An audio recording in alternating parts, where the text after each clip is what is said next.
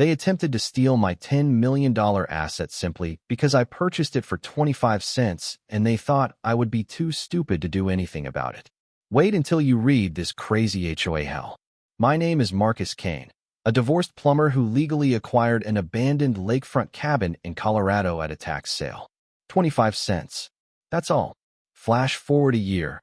After months of sweat and toil rebuilding that mountain cabin with my own two hands, along comes some self-appointed HOA queen, Delilah Thornfield, in her luxury SUV like she owns everything.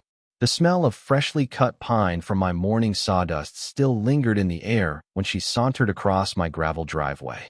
Zipper boots crackling like warning shots, she brandished a sheaf of legal documents like a victorious general planting her banner.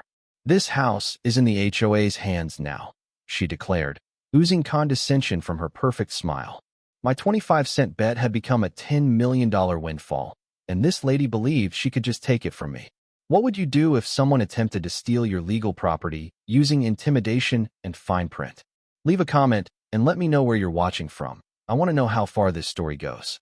But let me start again. How did a divorced, broke plumber wind up with paradise? And why did one angry HOA tyrant almost ruin it all? 6 months before, I was simply Marcus Kane, age 52, bunkered in a Denver apartment with the scent of microwave lasagna and despair. Newly divorced. My ex-wife Jennifer had snagged half my equipment, half my money, and what seemed like half my enthusiasm for living. She at least left me the old pickup truck, possibly because it smelled of pipe compound and had more rust than its original paint. Weekends I stalked tax auctions, pursuing diamonds in the dust. Folks believe they're boring. Not so. They're adrenaline casinos. Courthouse air heavy with desperation. Benches creaking. Beneath anxious investors. Auctioneers chanting figures like carnival barkers as greasy men played odds versus mortgages. My carpenter father always taught, see potential where others see trash. That morning, browsing the auction list, one item leaped out. Whispering Pines Cabin, 15 acres lakefront. Minimum bid, 25 cents. The picture resembled a war zone. Collapsed roof, broken windows. But lakefront in Colorado? That's liquid gold. 2 hours later, I was churning up Highway 285, gravel beneath bald tires, when Lake Serenity spread out before me like a painting. There it was, the cabin. Hand-hewn logs circa 1960s. Foundation as straight as a pipe level. Sure, it needed everything. Wiring, plumbing, perhaps divine intervention, but the bones were solid. And that's when her shadow materialized. A white Escalade as clean as a hospital engine purring like a pampered cat. Out came Delilah Thornfield, president of the HOA, silver hair styled in place, clipboard gripped like scripture. Designer, hiking, boots more expensive than my rent. "Excuse me," she yelled, with the tone of a mall cop who fancies herself FBI. "I'm Delilah Thornfield, president of Whispering Pines HOA. I flashed my tax deed. Marcus Kane, new owner." Her smile in July petrified. "Oh, sweetie, tax sales are adorable, but they don't supersede our covenants." She dropped a brick-thick HOA guide onto the picnic table. "This cabin breaks 17 standards. Tear it down." I shot back. "This cabin is 40 years older than your HOA. That makes it grandfathered. Read about it, basic property law." Her smile turned razor-sharp. That condescending tone dripped like venom. "I'm sure a tradesman such as yourself doesn't understand legal niceties. But our attorney is superb. We've eliminated 12 non-compliant properties. Yours will be number 13. The mountain air thinned. She was on my property, attempting to bulldoze my destiny, treating me like some knuckle-dragging moron who didn't deserve paradise. "Lady, I purchased this legally. I'm refurbishing it." Her eyes narrowed, feral behind the guise of politeness. "Mr. Kane, you don't comprehend how things work around here. This is an elite enclave. Individuals like you tend to find it simpler to just leave. Individuals like me, blue collar, divorcee, rusted pickup, not exactly invited to her sparkly HOA realm. She gave me 72 hours. Change your mind, or we'll defend our community's interests." As her Escalade disappeared in a puff of dust and privilege, I stood clutching my 25-cent deed like a lifeline. Above me, a hawk shrieked, as if the mountains themselves were challenging me to stand my ground. My dad's words reverberated in my mind. Bullies speak only one language, resistance. But this wasn't a schoolyard thug. This was a woman with lawyers, with power, with decades of practice mowing down anyone who dared oppose her. And she had just labeled me her next victim. Week 1 of Operation Cabin Restoration became a graduate course in petty tyranny. And I'll tell you, Delilah Thornfield was a PhD in misery-making. Monday morning, I'm carrying around trash when this officious-looking pickup pulls up. Out steps Bryce Thornfield. Yes, same last name. Soft-bodied 20-something in a reflective vest, sporting the dead-eyed look of someone who peaked in high school hall monitor work. Kid resembled he'd have trouble opening a jar of pickles, yet somehow he was the compliance officer for the HOA. You've parked in the wrong location, he declares, writing on a citation book with the fervor of Hemingway writing a work of genius. Cars must be parallel to property lines, not perpendicular. I gazed at my truck parked in my very own damn driveway. You have got to be kidding me right now? $500 fine, he tells me, tearing off the pink slip with orgasmic glee. Tuesday was for a citation for improper construction noise because I used a circular saw at 9 a.m. Wednesday was for improper waste storage for having debris bins in a construction area. Thursday was for landscaping infractions because I hadn't yet planted petunias around a foundation that I was still repairing. The ridiculousness was stunning. All citations had $500 fines pending property liens if not paid. Delilah's plan was death by 1,000 paper cuts, bleed me financially until I capitulated. But she didn't know something. Plumbers had learned to think around problems, and I'd spent years working with code enforcement bureaucrats. That weekend, I went after the county records office, a grimy basement that reeked of mildew and governmental incompetence. 3 hours digging through filing cabinets revealed beautiful truth. Whispering Pines' HOA was established 8 years ago. My cabin built in 1962. My dad once told me about a concept from his construction days. Something about old buildings being protected from new rules. Turns out lawyers call it pre-existing non-conforming use. Basically, if your property predates the regulations, you're grandfathered in. Similar to being born before seat belts became mandatory, no one can retrospectively compel adherence. Monday morning, I was in Caldwell and Associates, a strip mall law office stuck between a nail shop and a vape store. The waiting room chairs had better decades behind them, and the coffee tasted as if it were made with regret. But their paralegal, Zoe Jamie, had keen eyes and student loans large enough to spur serious work. This is really interesting, she said, examining my paperwork. HOAs have restricted control of pre-existing buildings. Your cabin has great legal recourse. We petitioned a motion against their jurisdiction. Each of Delilah's citations, legally useless toilet paper. But I wasn't only battling courtrooms. That night, I released Cabin Restoration Chronicles on social media. First video, time-lapse debris demolition 2. Old school rock, revealing decades of abandonment melting away to reveal potential. The change was stark, like observing archaeology in reverse. Comments burst forth. This place is going to look beautiful. Stick it to the HOA. Karen following from Canada Team Marcus. Pete Rodriguez, owner of the local hardware store, began to discount his wares after viewing the videos. That woman terrorized this community for years, he grumbled, stacking lumber. Finally, someone stood up to her. The neighborhood divided as predicted. Half the people quietly rallied behind me anonymously, encouraging missives materialized under my windshield. The other half suddenly became engrossed in flowerbed observation whenever I waved. Fear of Delilah was deeply ingrained around here. Wednesday night made a difference. A message under my truck's wiper. She's done this once before. Staked out the Kellerman property on Maple Ridge Road. Thursday morning, I traveled 20 minutes to a small subdivision. The address brought me to an empty lot with a for sale sign that appeared Clinton-era vintage. Grass sprouted through cracked foundations where someone's house used to be. Whatever became of the Kellermans? It didn't go well. Friday was my first viral moment. I uploaded pressure washing video. Years of grime melting off gnarled logs, revealing stunning craftsmanship below. The video went wild. 50,000 views within 6 hours. Later that night, I stood on the restored porch of the cabin, golden light illuminating the mountains to amber, loons far off calling across the still lake. Day 7 update. I said to the camera, Delilah believes paperwork and fines will crush me, but each ticket confirms I'm doing something right. The pine sap and sawdust combined in a sweet fragrance that floated on the evening breeze, the smell of real work and budding dreams. Tomorrow we work electricity.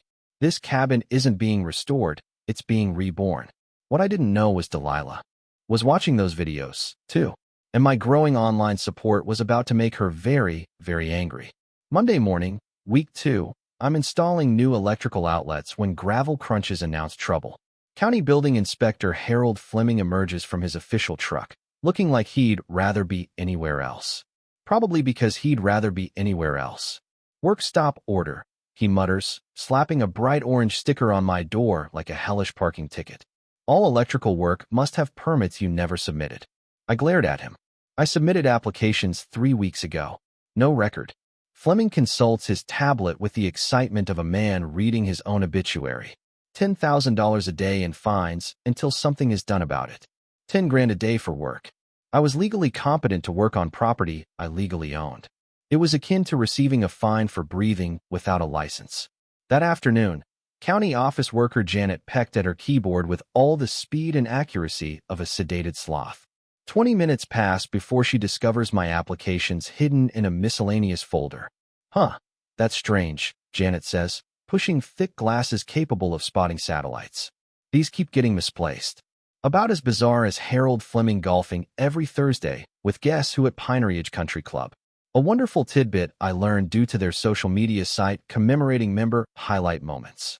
Nothing shouts conflict of interest more than a building inspector accepting putting lessons from the HOA president attempting to demolish you. But the Kellerman mystery was soon to yield serious dividends.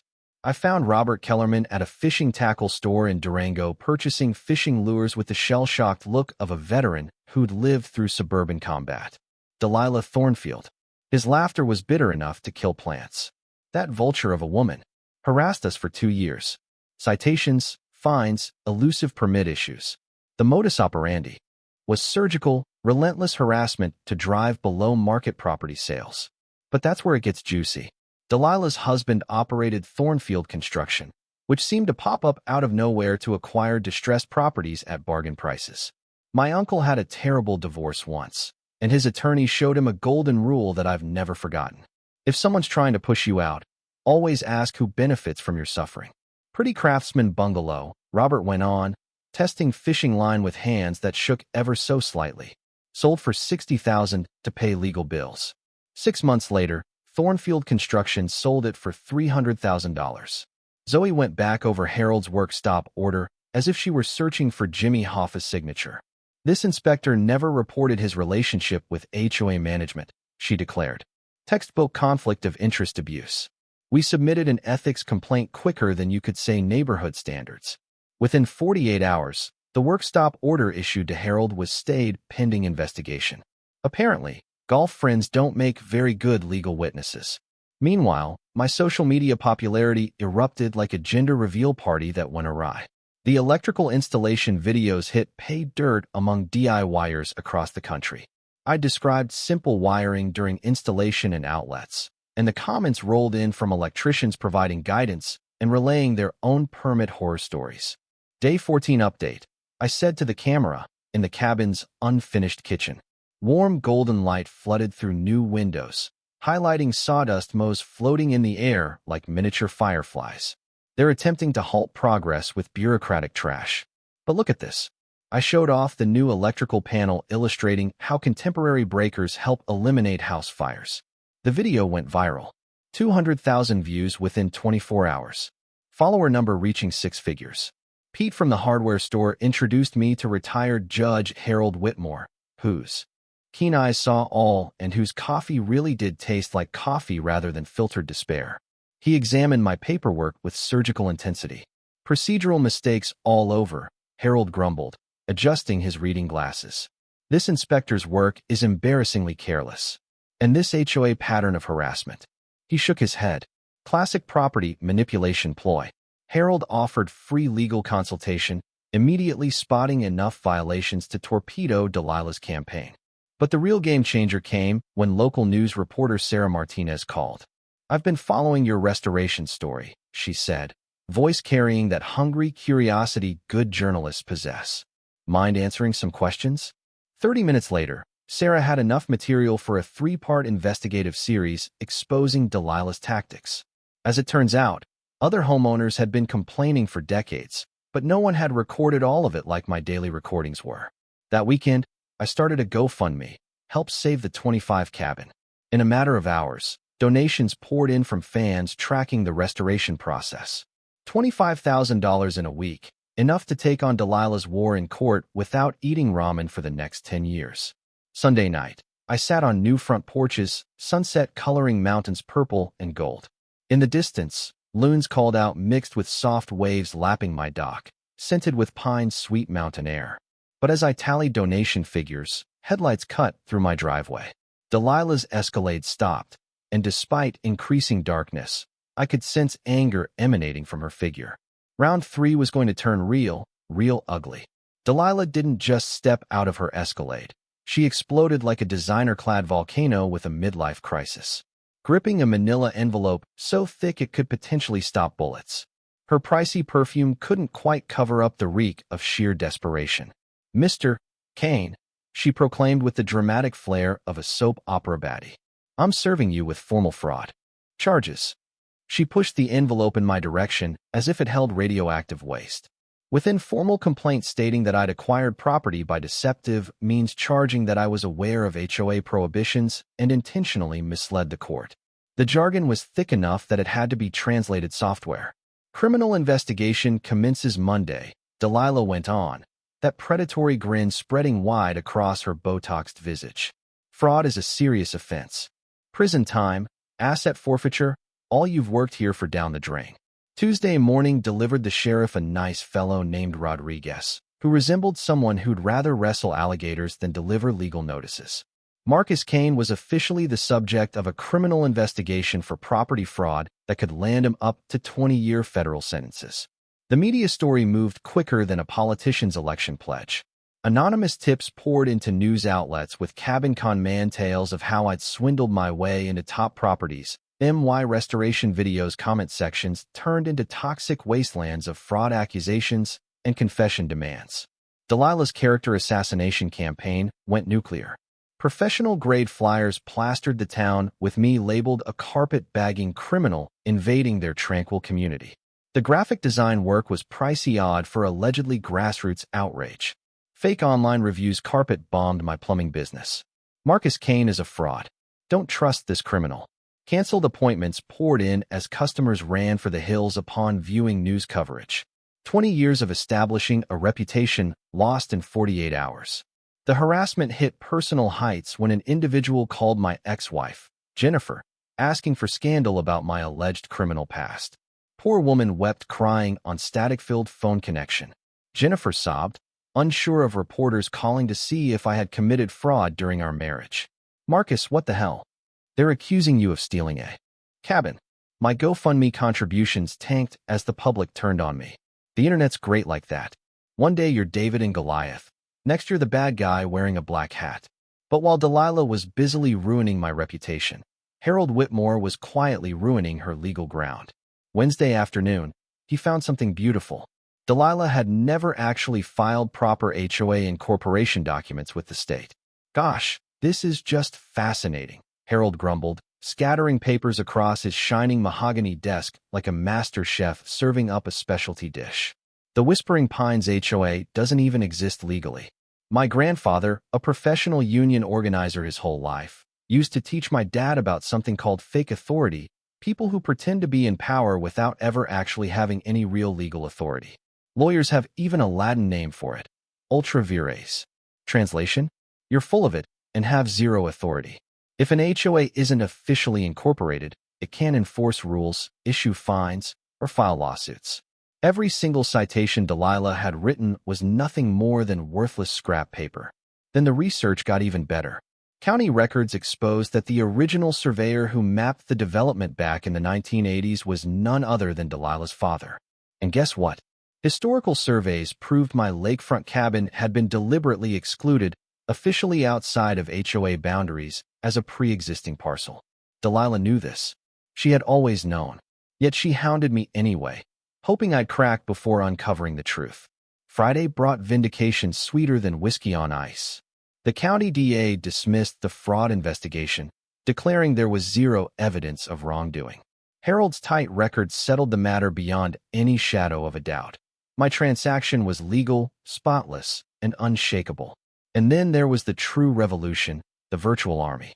My social media community had grown to well over 500,000 individuals, mobilizing in this new David against Goliath struggle.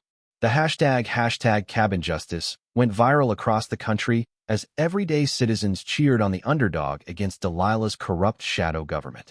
Local companies rallied to the cause. "We support Marcus" signs popped up in the hardware store, the coffee shop, even the gas station. People were sick of Delilah bullying neighbors with imaginary power.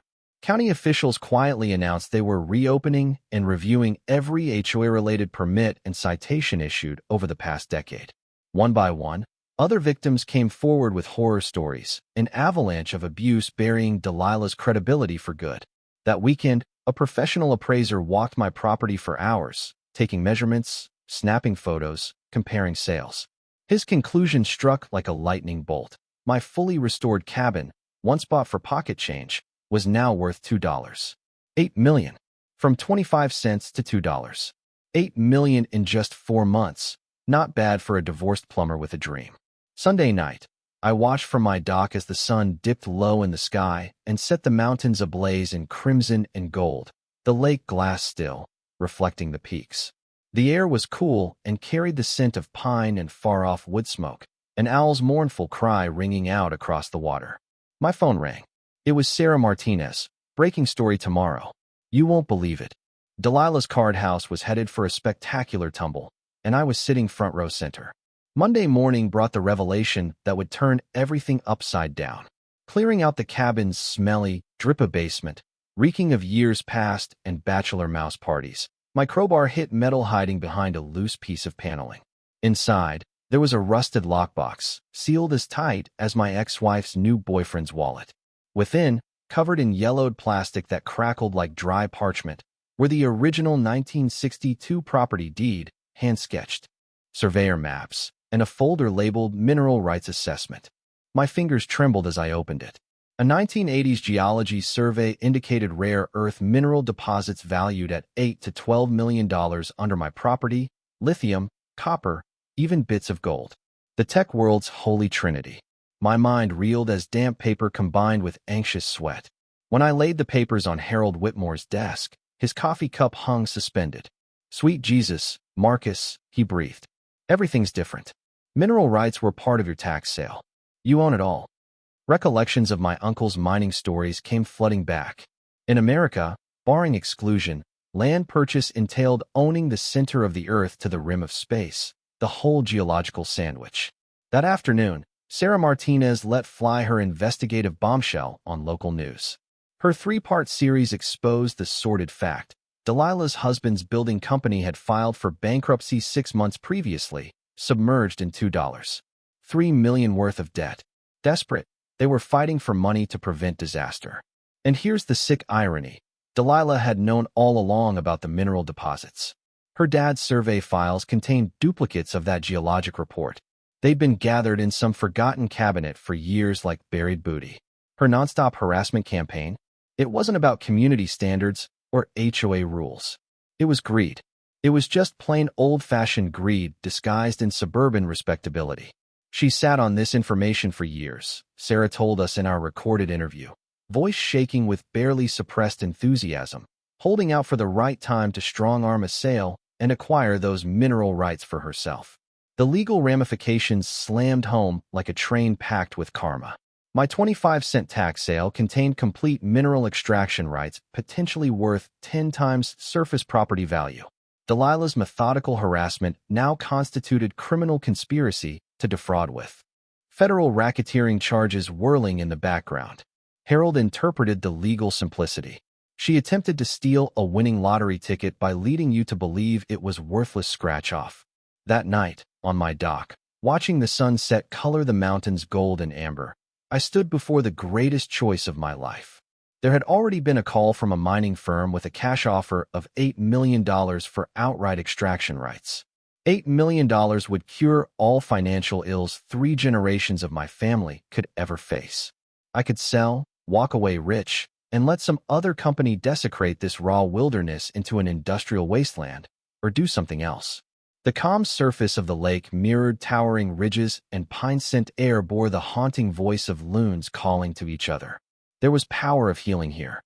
I'd sensed it with each day of restoration work, seeing stress dissipate as I put back into shape something lovely with calloused hands. That evening, I surprised everyone, including myself, when I made a decision. Rather than selling to mining interests, I made plans for limited environmentally sustainable extraction financing a public conservation park. 90% of land would be permanently conserved with ecotourism cabins, bringing steady community revenue. The response was thermonuclear. Social media went crazy with support from individuals fed up with seeing beautiful places ruined for quick money. Environmental groups hailed the conservation strategy. Tourism authorities estimated 100,000 plus yearly visitors, generating millions in economic benefit. But the true transformation of power was psychological, that I wasn't a struggling plumber battling an HOA anymore. I was the possessor of a $10 million legacy and opting for community gain instead of selfish greed. Delilah had fought months to pilfer Fort Knox, and the vault was soon going to clank down on her fingers. Tuesday morning, Harold Whitmore's law firm became a war room, filled with the scent of freshly brewed coffee and indignation. Maps hung on every wall, legal papers piled like bullets, and a group of volunteers who'd make the Avengers green with envy. Harold spearheaded the legal battle with the skill of a surgeon and the zeal of a child on Christmas morning. "We're bringing a civil RICO action," he declared, fiddling with his reading glasses. Racketeer-influenced and corrupt organizations act aimed at bringing down organized crime. Sarah Martinez recorded it all for her growing investigative series, Camera Rolling, as Harold outlined how Delilah's systematic targeting of property was a pattern of racketeering activity. In plain English, she'd been operating a criminal enterprise masquerading as community leadership. My father would relate stories of union organizers during the 1970s who'd be documenting all the company infractions, stacking the cases layer by layer until the entire corrupt edifice came tumbling down. Same idea here. We accumulated decades of evidence of Delilah's ongoing harassment, fraud, and extortion of vulnerable property owners. Environmental attorney Rebecca Torres came to work for us pro bono, her expertise being conservation easements and sustainable development. A tough woman with streaks of silver in her hair and the bargaining abilities of a hostage negotiator, she'd assisted in getting protected areas in 3 states. Minimal mining of minerals can pay for conservation forever, Rebecca explained, opening up geological surveys across Harold's conference table. We create a trust, mine perhaps 5% of deposits, preserve the remainder forever. Local contractor Miguel Santos coordinated volunteer construction brigades like a commanding general deploying troops. Word had been passed among the trades: plumbers, electricians, carpenters offering weekend volunteer labor to finish park infrastructure. The camaraderie of calloused hands mobilizing to support one of their own. The legal approach was simple in its beauty. We'd pursue treble damages under RICO 3 times actual damages, up to $30 million in penalties for Delilah's attempted stealing. Harold had already made criminal referrals to the FBI for mail fraud and extortion. My soft-spoken accountant, Lisa Jamie, with the ability to make spreadsheets sing opera, assisted in setting up the nonprofit foundation. The 25C Conservation Trust would oversee sustainable extraction of minerals, finance park operations, and offer programs on property rights and legal self-defense education. Economic impact projections are breathtaking, Lisa explained, scrolling through financial models on her computer. 50 permanent positions, $5 million per year in tourism income, and endowment support for permanent land stewardship. The building renaissance was lovely to behold. Dozens of volunteers arrived each weekend, retired builders imparting knowledge to young apprentices, families carrying picnic lunches and staying to lend a hand. Hammers ringing out and laughter filled the air as my humble cabin restoration became a community festival. Local merchants supplied materials at cost, taking the project in the style of a pioneer barn raising. Unofficial headquarters was Pete Rodriguez's hardware store. Bulletin board filled with volunteer timetables, and progress pictures. Sarah's research had uncovered 12 other sites Delilah had targeted in the past, families displaced from homes by deliberate harassment. We set up a victim support fund providing legal services to anyone pursuing restitution for Delilah's earlier offenses. My social media audience went from 0 to 1.2 million folks following this David and Goliath tale in real time. Your daily updates on the construction with legal education on how property rights are involved, what HOAS can and cannot do, harassment campaign red flags. The Learning Center emerged in the remodeled interior of the cabin. Interactive exhibits would instruct visitors on mineral rights, conservation easements, and legal self-defense. Free online courses educated on property rights 101 with downloadable templates for typical disputes. Rebecca worked environmental magic, lining up 3 university partnerships for ongoing ecological studies. The preserve would be a living lab, examining sustainable extraction practices and habitat restoration. Media scrutiny picked up each day. National news networks asked to interview her. Documentary filmmakers bought story rights. And my modest restoration project symbolized ordinary citizens standing up to corrupt authority. But the sweetest revenge was watching Delilah's empire crumble in real time. County officials launched comprehensive reviews of all HOA actions over the past decade. Other harassment victims came forward with lawsuits. Her phantom organization's complete lack of legal standing meant every citation, every fine, every threat was actionable fraud. Friday night, I was at the near completion of the visitor center, golden light filtering through new windows onto finished hardwood floors. Paint and possibility and pine scent mingled in the air, making it feel alive. Miguel stood in the doorway, hard hat on back, real smile splitting his weathered face. Marcus, we're ahead of schedule. Opening ceremony for the park next weekend. Outside, volunteers placed the final trail signs while families strolled along the new boardwalk spanning Lake Serenity. Kids' giggles blended with the far-off cry of loons as sunset colored the mountains purple and gold. The 25-cent cabin had grown into something greater than anyone could have dreamed, a sign of what happens when regular people won't let bullies get in the way. But we had to finish dismantling the bully first. Delilah's desperation went to new depths when she found her well-crafted empire disintegrating quicker than a Sewell in a storm. If she could not steal my property legally, she would attempt to destroy it the old-fashioned way like a child breaking toys she did not have. Tuesday morning smelled of diesel fuel and deceit. I walked into the construction site to see equipment vandalized with such surgical precision, sugar dumped into gas tanks, tires slashed, hydraulic lines cut cleaner than a surgeon's cut. Thousands of dollars worth of machinery lay crippled in the mountain air. Miguel Santos walked through the wreckage with the grim face of a paramedic at the scene of a car accident. This was not random teenage vandalism, he said, pointing out careful cuts in hydraulic hoses. Someone knew exactly what they were targeting. Anonymous threats escalated from passive-aggressive notes to outright intimidation. Accidents happen on construction sites. Read one message slipped under my windshield wiper. Smart people know when to quit while they're ahead. But our security cameras installed after the first harassment wave caught pure gold. Bryce Thornfield, Delilah's soft-bodied nephew, skulking through shadows at 2 a.m., such as the world's worst cat burglar. His reflective vest nearly glowed like an infrared highlight in surveillance video as he wrecked equipment with the stealth of a library band practicing march maneuvers. The intimidation campaign went viral. Pete Rodriguez saw his hardware store windows festooned with soap-curled obscenities that made sailors blush. Miguel's work truck was keyed in the supermarket parking lot. Soaked garbage cans and picket signs turned over. Deep scratches on a car, doors spelling out "Go Home" in crooked letters. Late-night phone calls to elderly volunteers, heavy breathing, vague threats of consequences for troublemakers. The kind of amateur hour bullying that only intimidates people who've never been confronted by actual bullies. My insurance company cut coverage quicker than a prom date with food poisoning due to terrorism risk after the vandalism reports.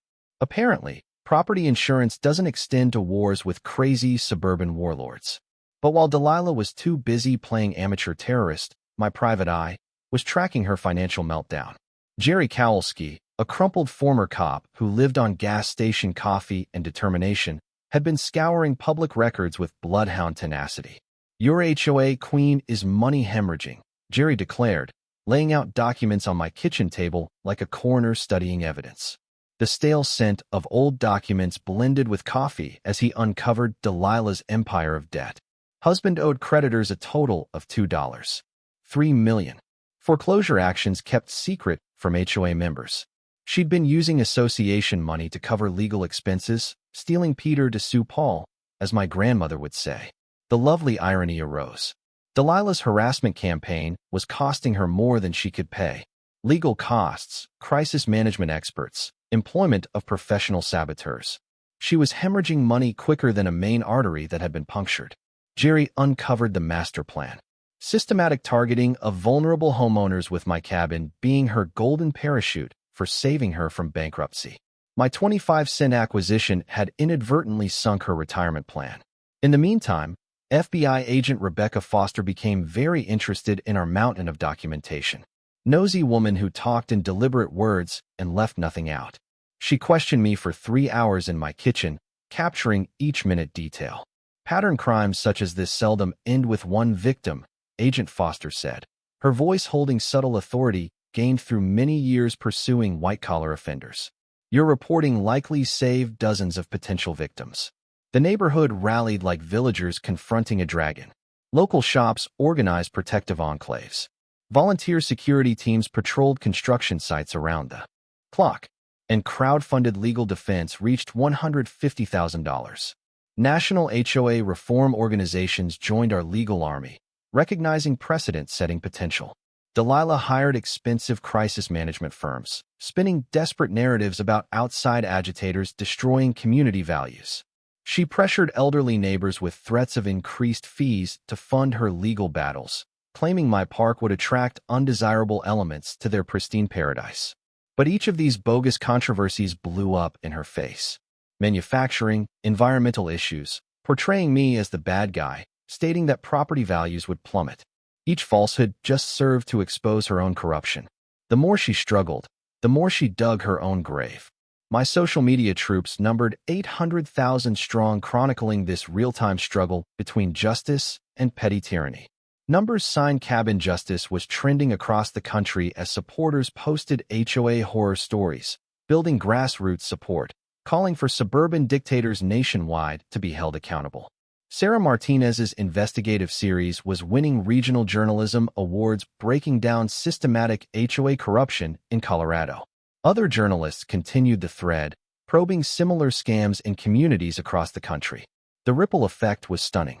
Sunday night, I stood on my finished dock, watching sunset turn Lake Serenity into liquid gold. The air was filled with the smells of moist sawdust and pine resin, combined with the metallic sharpness of oncoming storm clouds building above faraway ridges. My phone rang with Agent Foster's message. "Indictment signed. Arrest timed for Wednesday morning. You'll want front row seats."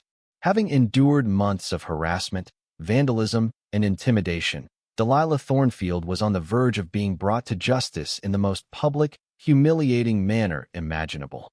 The final confrontation was on its way, and this time the entire world was poised to see her come crashing down.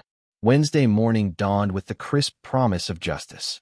But Delilah was not going down without playing one last desperate trick that would make soap opera villains proud. She appeared in person at my cabin Tuesday night behind the wheel of another car, this one a humble Honda that shrieked, "I'm just a regular person, not a plotting real estate vulture." The designer getup was replaced by khakis and a cardigan that likely had been purchased at Target. Even her hair seemed less ferociously perfect. "Marcus," she said, voice laced with fake humility, "I believe we have both erred here. Perhaps we can come to an arrangement." She pulled out a briefcase, real briefcase, like we were in one of those 1980s business thrillers, and opened it to show tidy piles of $100 bills. The mildewy scent of old money combined with her sweating anxiety as she counted out $500,000 on my kitchen table. "Cash offer," Delilah smiled, her hungry grin smeared on with counterfeit neighborhood concern. "No attorneys. No trouble. You accept this offer, I dismiss all legal proceedings, and we act as if none of this ever occurred." I allowed her to finish with the whole spiel, while taking down each word on my phone. Her bribery play would make a Chicago alderman blush. When I refused outright, her shiny veneer cracked like dollar store paint.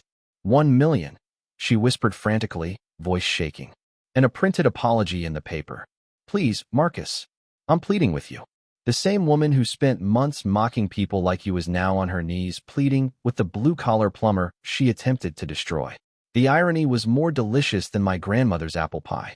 But desperation fuels uglier means. By Wednesday morning, paid protesters invaded my building site, engaged hired protesters with newly printed placards that said "Stop Environmental Destruction and Save Our Wildlife." They were not locals. They were $200 a day Denver actors faking outrage. Their acting? Oscar-worthy terrible. Some of them chained themselves to machinery with chains so weak a chihuahua could snap them. They shouted slogans regarding untouched wilderness while having a parking lot next to them. Their protest signs still had creases from the printing press. Sheriff Rodriguez arrived, unimpressed. "Ma'am," he told the leader, "you're protesting a conservation project. That's like picketing a puppy rescue." Half the group couldn't even explain what they were protesting. 3 had outstanding warrants. But the circus had already done its job: disruption, chaos, and ugly headlines. The online war intensified. My social media was carpet-bombed with spam, bots, and phony death threats, a coordinated effort to drown out my voice before Delilah's empire imploded. Then there was escalation verging on terrorism. Somebody vandalized my cabin with chemical industrial paint, splattering my meticulous restoration with neon orange. The chemical stench burned down our throats until hazmat crews in suits decontaminated. That was a federal line crossed. FBI agent Foster rolled in with a full forensics team, dusting my porch for fingerprints like I'd stumbled into a high-budget crime drama. This escalation pattern, Foster noted dryly, photographing the damage, suggests someone knows they're about to be arrested. Desperate people make desperate choices. She was right. Thursday morning, DEA agents surrounded my cabin like they were invading a small country. An anonymous complaint had reported me operating a meth lab out of the basement. The twist? My cabin was featured in hundreds of social media videos that showed every detail of its restoration. 3 hours of investigation yielded nothing, except for building supplies and my coffee machine. Apparently, making strong coffee isn't considered drug production, although some mornings it feels like it. The investigation followed up on the tip to a burner phone that was listed at Delilah's address. Yet another felony to add to her ever-growing list. False reporting to federal agencies, particularly SWAT deployments, comes with significant prison time. But her plan fell through. News crews filmed federal agents apologizing to me on my porch, thanking me for my cooperation, and denouncing the false stories squandering taxpayer dollars. My peaceful restraint won respect, while Delilah's madcap tactics ripped her remaining shreds of credibility. Storm clouds rolled in over Lake Serenity that night, bruised skies mirrored in the glassy water. The air was pine, ozone, and the spark of justice pending. Lightning flashed over the hills. Thunder boomed like a drumroll countdown. My phone beeped. Agent Foster's text: "Arrest tomorrow. 9 a.m. Media will be in attendance." She took the limelight. Now she's burning in it. Months of harassment, defacement, and mad escalation ended here. Friday morning, 9 a.m. on the dot. Justice, and very public shame, was finally on its way to Delilah Thornfield. The storm was about to break.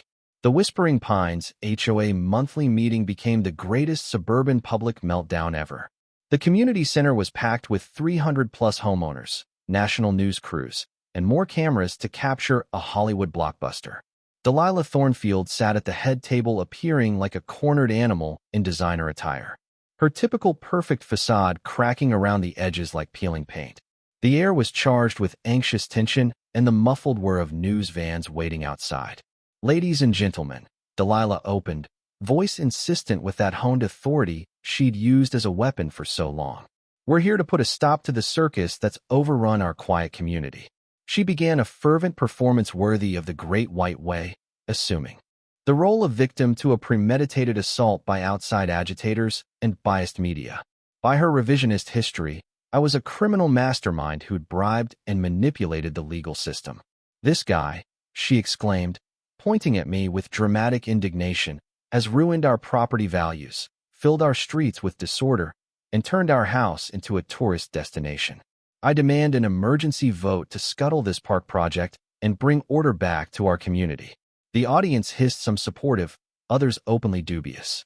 Delilah's other supporters nodded in agreement, but their energy seemed forced, as if applause at a struggling politician's rally. I rose steadily, the creak of my metal chair ringing out over abrupt quiet.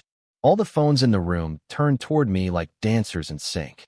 "Thank you, Mrs. Thornfield," I replied, voice level as Lake Serenity on a windless morning. "Before we vote on anything, I'd like to present some information the community is entitled to know." I clicked my computer and the projection screen with Harold Whitmore's timeline of harassment. Every citation, every threat, every illegal act recorded with timestamps and proof. The chronology was damning, detailing systematic targeting designed to compel property abandonment. "This has nothing to do with community standards," I went on, moving to financial documents Jerry Kowalski had discovered. "This has to do with a criminal conspiracy to steal $10 million in property." Gasps moved through the crowd as I unveiled the mineral rights find, Delilah's earlier knowledge, and the devastating debt of her family. The screen displayed bank foreclosure notices, evidence of embezzlement, and the stunning truth about her ghost HOA's total lack of legal jurisdiction. Mrs. Thornfield had been operating a criminal organization for 8 years, I declared, as her face went white like water pouring from a burst dam. Each citation given, each fine taken, each threat made, all criminal. Fraud. Delilah sprang to her feet, desperation washing away tactical thinking. "These are falsehoods, planted evidence. This criminal has paid bribes," and the doors of the community center burst open like something out of an action flick.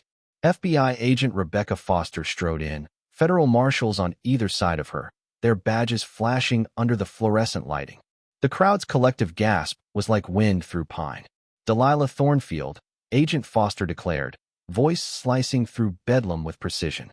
"You are under arrest for fraud, extortion, embezzlement, and racketeering." The handcuffs snapped with irrevocable finality that resonated through absolute silence.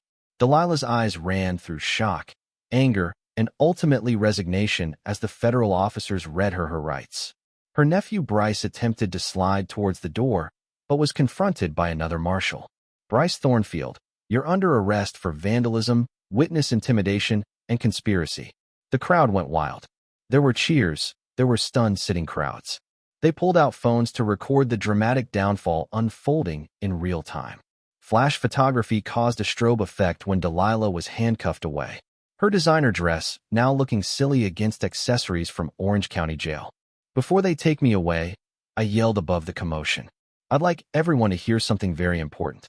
The room fell silent as I clicked to final presentation slides with park development proposals, job creation estimates, and community benefit programs. The 25C Conservation Trust will create 50 permanent positions, pay for local schools, and launch Colorado's first sustainable mineral extraction initiative. Property values will rise 20%, not fall. I hesitated, allowing that to register as camera crews recorded each word. Mrs. Thornfield attempted to take this away from all of us, not merely from me, but from every family that is entitled to economic opportunity and environmental stewardship. The ovation began slowly, but grew like an avalanche. Folks were in tears, hugging, dancing with joy that justice had been served after all the years of intimidation and brutality. Sheriff Rodriguez approached me, shaking my hand warmly. "Marcus, on behalf of this community, thank you for standing your ground." While Delilah's arrest video went viral, too, 3 million views in hours, I was standing in that community center, among neighbors who'd become friends, seeing justice prevail at last over petty tyranny. The 25-cent cabin had cost one woman her liberty, and given a whole community hope for the future. Occasionally, the best revenge truly is constructing something lovely out of the ruins of another man's greed. 6 months after that moment, I stand on this same dock where it all started, observing my $250 risk mature into something so much bigger than life. Whispering Pines Park welcomed its gates to more than 5,000 visitors on a brisk October morning that filled the air with the aroma of apple cider and new hope. Families strolled along golden aspen-lined hiking trails. Laughter of children resonated on Lake Serenity, and parents took pictures of reflections so flawless they seemed like dreams drawn by glass. Within my restored cabin, now an educational center for property rights, workshops instruct individuals how to combat HOA abuse and predatory schemes. Last weekend, 200 participants marched away equipped with knowledge to protect their homes. The irony was not lost on anyone. Lessons on fighting corruption, learned from a building someone had once attempted to steal. The town prospered. Small businesses saw 40% increases in revenue from tourism. 3 new restaurants went up downtown. 2 new hotels are being built, and Pete Rodriguez added 4 new employees to his thriving hardware store. Prosperity now runs through our town like mountain creeks. And me? My plumbing company became a historic restoration firm with 3 state projects and a longer waiting list than a Colorado winter. Apparently, individuals like to hire the fellow who battled the system and won. And restoring 100-year-old cabins for modern plumbing has turned into my improbable expertise. But the greatest triumph isn't business, it's love. Sarah Martinez, the fearless journalist who first exposed the HOA's lies, found that investigative reporting and cabin restoration make the perfect partnership. She moved into the cabin full-time, bringing her coffee obsession, her stubborn grit, and her eye for hidden stories. Next spring, we're planning a lakeside wedding, the first reception in a visitor center built from pure stubbornness and righteous fury. Meanwhile, justice hit hard. Delilah Thornfield was given 8 years in federal prison and required to pay restitution of $15 million to her victims. Bryce received probation and community service, working weekends collecting trash from the same trails that he once tampered with. Every now and then, karma hikes. 12 families at last received settlement payments, payment for harassment spanning years, and unlawful fines. The Phantom HOA was disbanded and swapped out with a voluntary community association that truly benefits residents rather than intimidating them. The 25-cent Conservation Trust was used as a national model for sustainable development, taking only enough minerals to self-finance operations, but forever safeguarding 95% of the land. Eco-groups refer to it as revolutionary evidence that economics and conservation can coexist. Its effects reached far beyond our town. Our Mountain Heritage Festival now attracts visitors from all over the country. 3 days of music, crafts, and storytelling that support trade and environmental science scholarships for students. Veterans are given free year-round camping, and many are healed by these mountains, as I was once healed. Our story changed a movement. The film 25 Cents to Freedom won festival accolades and is screened monthly in our center. More significantly, it ignited copycat battles against HOAs and predatory management across the country. My inbox is flooded with tales every week from individuals fighting their own clipboard dictators, using the tactics forged in this cabin. The cabin has become a shrine to determination. Visitors trace their fingers over its rough-cut logs, reading plaques explaining how 1 quarter transformed everything. My framed tax receipt hangs on the wall, a reminder that sometimes the smallest thing can ignite the largest revolutions. I come back to this dock most nights. The sun sets and tints the Rockies with impossible hues, the lake lulls against worn wood, and aspens quiver in the wind. Community potlucks fill the visitor center with laughter, stories, and home-baked pie. Seeing kids play on the beach, I'm reminded why we fought, to save joy from greed. Sarah sometimes accompanies me, laptop balanced on the railing as she writes her next expose. She glances over at me, eyes shining, and inquires, "What's the next story?" The truth? That's your call. Share your HOA hell in the comments below. I read them all. Some might even motivate our next investigation.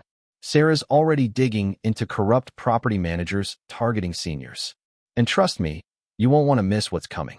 So hit that like button, smash subscribe, and ring the bell, because at Neighbor Wars HQ, the battles never end. Next week, I'll reveal how my neighbor tried stealing my driveway and ended up owing me his fence. Sometimes, the best revenge isn't destruction. It's creating something beautiful out of the ashes of someone else's greed. Welcome to Neighbor Wars HQ. That's all for today's HOA craziness. Justice has been served, and the war for freedom rages on.